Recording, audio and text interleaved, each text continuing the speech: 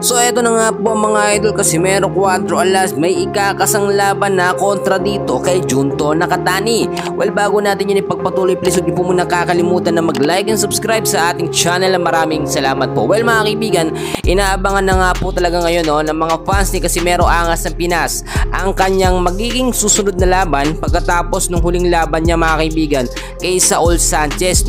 Ngayon mga kaibigan ko, isang boksingero po ang humahamon sa ating pambato na si Casimero Cuadro Alas, isang undefeated boxer din mga kaibigan, at ito po yung dapat yung makakalaban nga ni Inoue, pero umatras si Inoue dahil wala daw challenge, at ayaw niya lumaban sa kapwa niya boksingero. Parehas Japanese kasi, Eto pong si Junto Nakatani mga kaibigan ng ating tinutukoy, which is undefeated din. Mas madami pa ang panalo niya dito kay Naoya Inoue, which is merong 30 wins and 0 loss. While sa kabilang banda naman, walang problema sa ating Angas ng Pinas kung ito ay kanyang makalaban mga kaibigan ngayong 2025. Kung makikita nyo sa mga update kay Angas ng Pinas, tuloy-tuloy po ang kanyang pag-iensayo, training na halos araw-araw.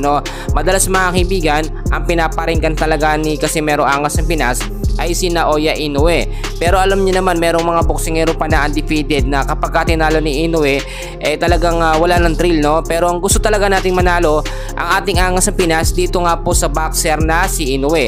Ang sinasabi ko sa inyo, yung panghahamon po ni Junto Nakatani kontra dito kay Casimero Angas ng Pinas ay hindi atrasan ng ating Angas ng Pinas. Bakit mga kaibigan? Tignan nyo mabuti. Kapag tinalo po ni Angas ng Pinas etong si Junto Nakatani, which is undefeated, 30 wins, 0 loss, ay makukuha talaga ni Angas ng Pinas ang atensyon nito nga pong si Naoya Inoue.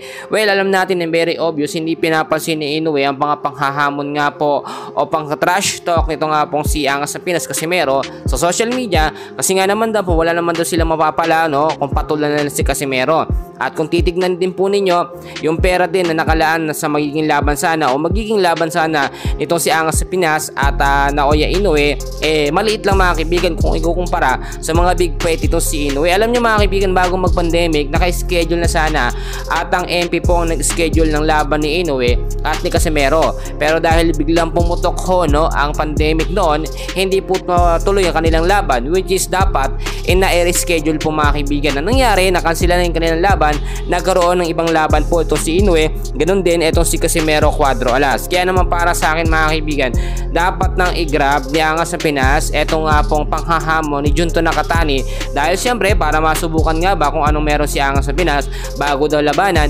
etong si Naoya Inoue. For now, yan muna ang update natin, and please huwag kakalimutan mag-like and subscribe. Maraming salamat po.